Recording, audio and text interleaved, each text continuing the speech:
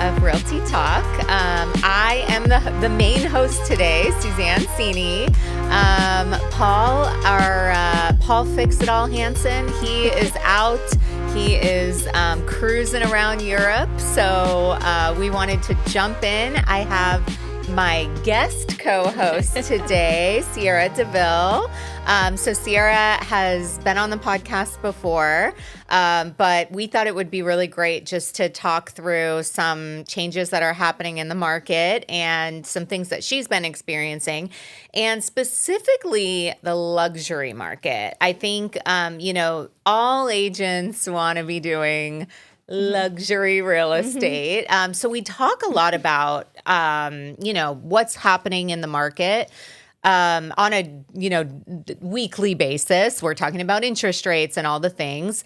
But I think it's really great to dive in because some really exciting things are happening here in Orange County. And you have really been at the forefront of that and been a part of it. So I think it's good to just jump right in. But thank you for being here. Hi. So tell me a little bit about the changes that you've seen in the luxury market, let's say over the past year or so. Yeah, I think Orange County specifically is its own beast because I've found that people from Los Angeles, from San Diego, from out of state are seeing price per square foot in Newport Beach and going, holy cow, what is going on? But the demand has been really high, and I think we saw a slowdown probably last year of people going, what's going on? But what we've realized is new development, specifically in Newport Beach, is selling for premium. And even I would say Laguna Beach, like coastal areas that are in wonderful communities, they are selling for record-breaking price per square foot. And I really think it has to do with there's not a lot of options. If people want a turnkey, high-quality home, they are willing to pay a premium for it. So you think it's specifically, what you're seeing is it's specifically new construction. And then what would you say the difference is? Because, we're not seeing pricing like that in LA or San Diego. So what do you think it is about Orange County that, that is creating that high demand? Yeah, I mean, maybe it's the cliche saying behind the orange curtain, but well, I know why we live here. Yeah. Don't you tell and anybody. Yeah, exactly. Yeah. I think it's a wonderful vacation mark. So you have seasonality where people want to spend their time at a high quality place that doesn't yield a ton of traffic or a ton of chaos, really. Yeah. It's very clean communities. It's organized communities. You have tons of shops, restaurants, and then you have the coast. Yeah. So you have the beautiful coast, which in my opinion, if you go south, Laguna Beach, some of these areas, I feel like I'm in the south of France. Yeah. I mean, there's nothing better. It's the same thing. And so the same way, we would travel, speaking of Europe, that we would go enjoy the coast of the Mediterranean. I feel like people are willing to spend a premium to enjoy the coast down here. Yeah. I also think you're in great location between LA and San Diego. So LA and San Diego has a lot more density. Orange County doesn't. So you kind of feel that more vacation vibe. And what I've seen too is a ton of out of state buyers. Yeah. I mean, a lot of these people that are paying premium actually only spend 4 months out of the year here to get out of the heat in Arizona or Texas or these other places. So you have a lot more vacationers, I'd say, where maybe Los Angeles are more full-time residents. Right. Same with San Diego, except for some places too you have some seasonality. But interesting. That's what I've noticed in Orange County is those people paying a premium, a lot of them are out of state. Got it. And so you specifically have had a couple record-breaking sales recently. I think Paul and I have talked about it before on the podcast, but so congratulations on that. Thank you. I think, I had a really unique perspective to see behind the scenes what you did to make these deals happen and come together. And what I think what I love the most about all of it is watching you and seeing you in, what feels like, although, there are a lot of women in real estate. There definitely are. Yeah. But I think in these specific pockets that you've been operating in, there's a lot of men, a lot of, you're like kind of the lone woman that's getting in there and doing big deals. So it was really exciting for me to see. And I'm so proud that, to see you do that, because I think, I've talked about it before, but real estate agents got kind of a bad rap, and it's really great to see you representing and, making these deals happen. But I guess my question is, outside of the ramble, is, how did you make these deals happen? What did you have to do differently? And did you find any kind of like pushback going into the industry that we could talk about, as a female, in that space? So I think I really tried to understand, like, what are these agents doing that are selling or taking over a specific market share in a community. And the longer I've been involved and had, the listings of a high caliber, I realized, like, there isn't much different that they're doing. Like, there's no, like, secret ingredient. Which gave me a bit of a confidence boost. So I think, number one, you really do have to believe in yourself and realize I have something to offer, maybe even greater than some of these people that are selling, a majority of market share. And number one is just because you're a female doesn't mean that you aren't qualified. And I do love that I could be a representative in the community for more powerhouse females. And I think one thing that maybe have surprised a lot of even potential buyers or clients is actually getting to know the home. I don't think a lot of agents take the time to really understand the build quality of a property. And I get it. We wear so many hats. You can only do so much. But I found that was really valuable for me to learn, like, the building cost of things. Because you see these premiums sell and you're like, well, go get a quote on custom made cabinets right now. See for yourself. Bring a contractor in here and have him quote what these mud and can lights are, or, your Lutron system, your Control 4 systems. Like, once you start learning, all of the cost of development, then it makes it much easier to sell a high quality home. And in fact, I had one couple come into my open house once, and I spent like 30 minutes just walking them through everything on the property. And when they left, they were like, you really know this property. And I was like, yes, I do. Like, shouldn't I? As you should. Shouldn't I? Well, it's funny you say that, because I feel like even at the start, the reason why you even won this listing and initially was because you knew the comps and you studied them. Whereas, like, there's some big name agents that came in and they're like, oh yeah, we'll represent you. We'll, know, to your seller. But they didn't know the comps. They didn't do the research, and they thought they could just kind of like glide off of their name to get things done. Very true. When, your seller ended up saying, like, so much more about the market than these guys. So not only like you took that same practice of knowing the comps and knowing the market, and you implemented that with knowing the home. And I think that's the total package of an agent. And I would also say that in a luxury market, it's actually really hard to only go off comps. And so many people get really stuck on comps. But I think a part of it and why I got these listings is the belief that we could get a record-breaking sale. And you got record-breaking sales. Yes. Yeah. I mean, more than 1 million over the highest comp in the same block area. That is unbelievable. So believing that because I knew the quality of the home, that this does sit so different. And at the time, there really wasn't a brand new build, new construction comp to even go off of. So yes, we can look at that as a North Star, but really given like cost of development, cost of land selling, like I knew that this was going to sell for much more of a premium than the comps even suggested. And I do think a lot of people get stuck on those. But let me tell you, when that Texas buyer has been looking for 2 years and there's no new development that's come up since, they start understanding the value of having something totally new and Right. turnkey. Yeah, no, I mean, I think, again, it just speaks to your knowledge of really even the local market, you know? So I think Orange County, if I'm correct, just had one of the highest sales. Triple digits. yeah. I think it was 110 million. Wow. I think there's another one listed for 112 million. And so 110 million is the highest sale. Recorded sale in ever. Orange County Yeah. ever. Wow. Which LA's hit triple digits before. But again, I think you have a lot more density, you have a lot more notoriety. Orange County is that secret little it's the bubble, hidden gem. Yeah.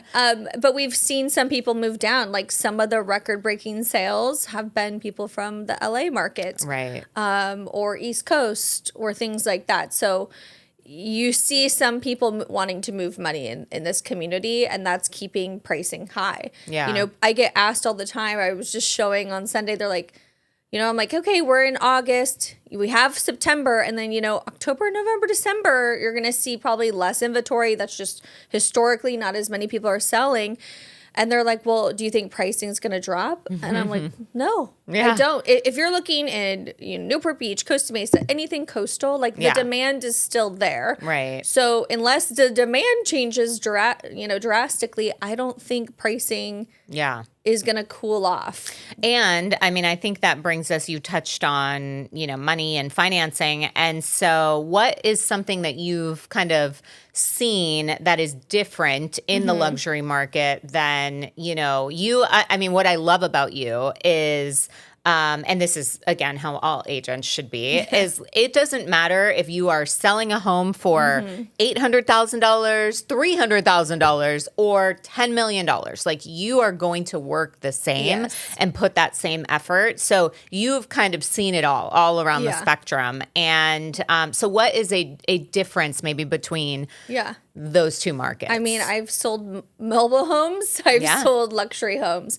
And the funny thing is that some of those mobile home sales have led to multi-million-dollar sales because of the relationship that you're helping service people. And I think your standard of operation shouldn't change no matter who the person is. Right. Your quality service delivered to someone shouldn't change because of the property that they're purchasing.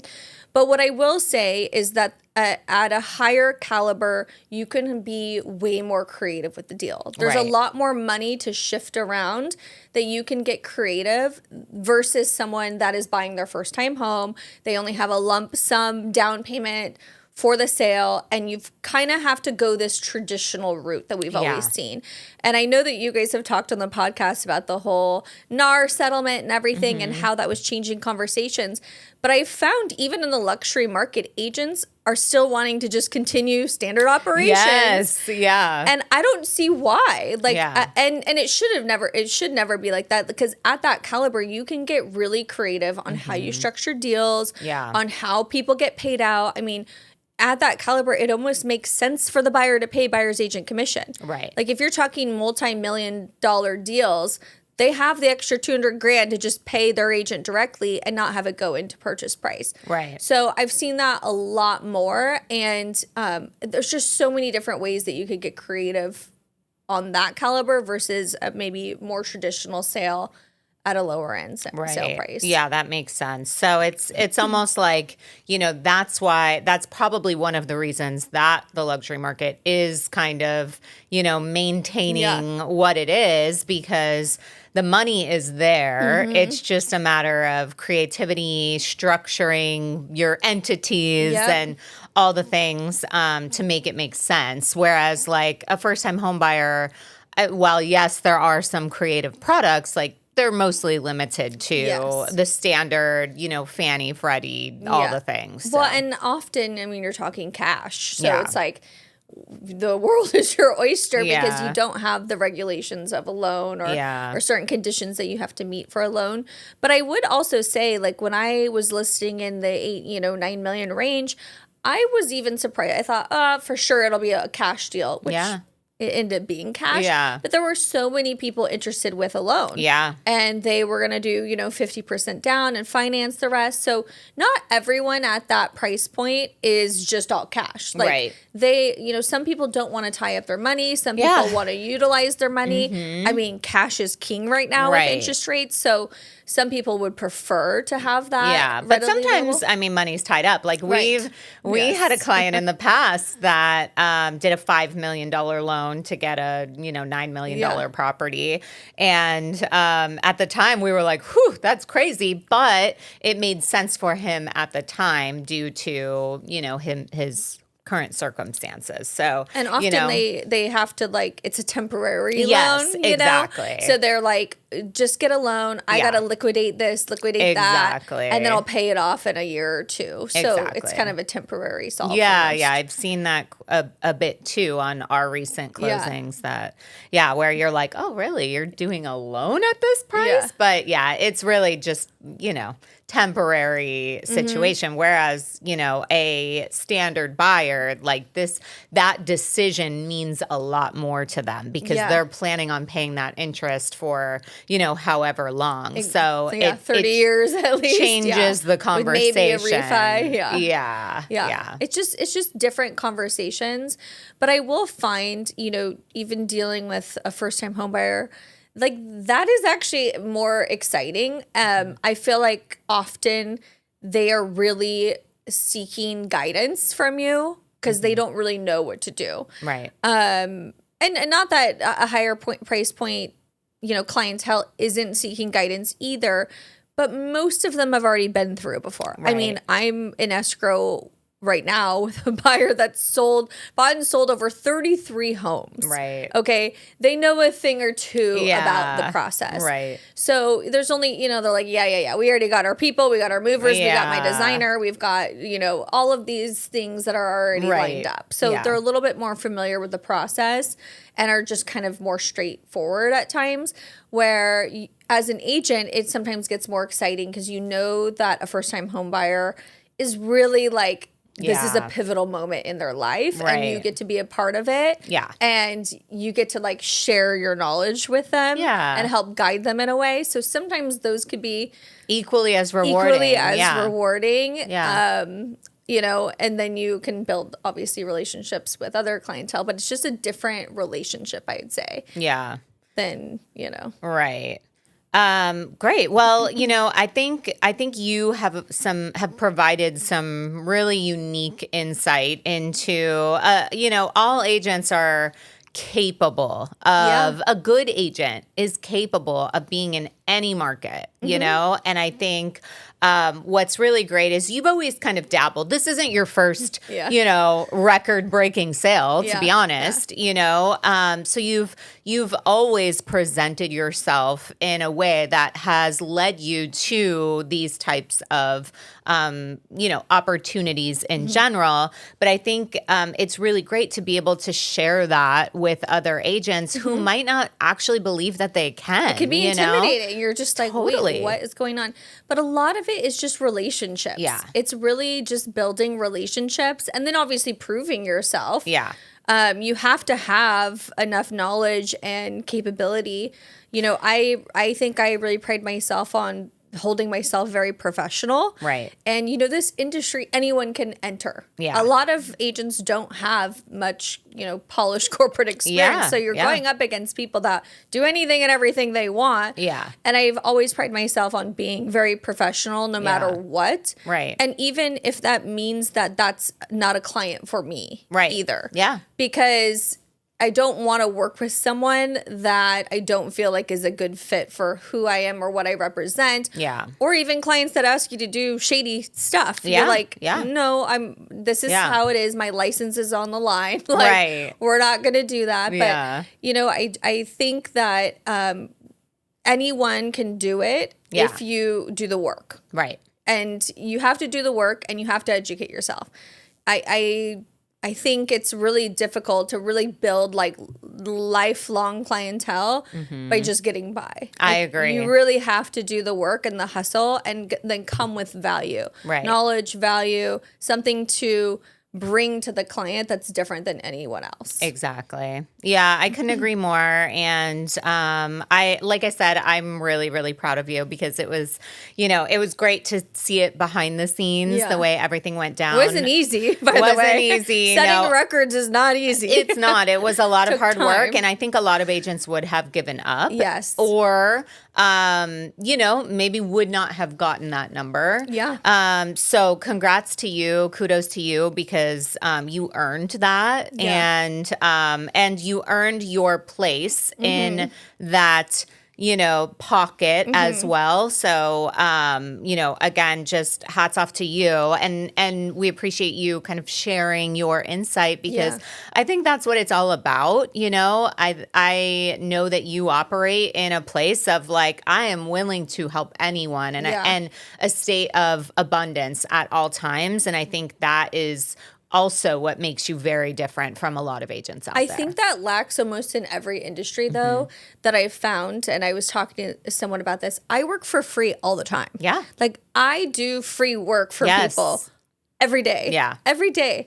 And, I find the same thing with contractors and stuff. Once they're done with the job, they're like, bye. Like, good luck trying to get them out because they've already gotten paid. Yeah. And any additional work or fixes on things, they're like, oh, that's additional labor that I'm not getting paid for. Yeah. And I think that's a really wrong mentality if you're running a business. Right. And I've always said that agents should look at their job as a business. You are running your own business. And so in order to maintain clientele, there's a level of service you have to put out there without expecting anything back in return. And I'm a firm believer that in that abundant mindset, you will actually have greater return. Right. And clients will appreciate what you do and going above and beyond. Not to say that you shouldn't respect your time either, because people will take advantage of it. Yes, definitely. Have your lines that you have to draw in the sand. And I think you do a really great job of that too, where it's like there comes a point where it's like, okay, here's what I need from you now, So I think you and I could probably talk all day. So I really appreciate you coming on today. And again, congratulations to you. If you guys are looking for, or anyone that's looking for an amazing agent in any market, honestly, Cierra is definitely the one. We'll post all of her information here. But thank you again for joining. And thank you guys for listening. And we'll see you guys next time. Thanks for having me. Bye.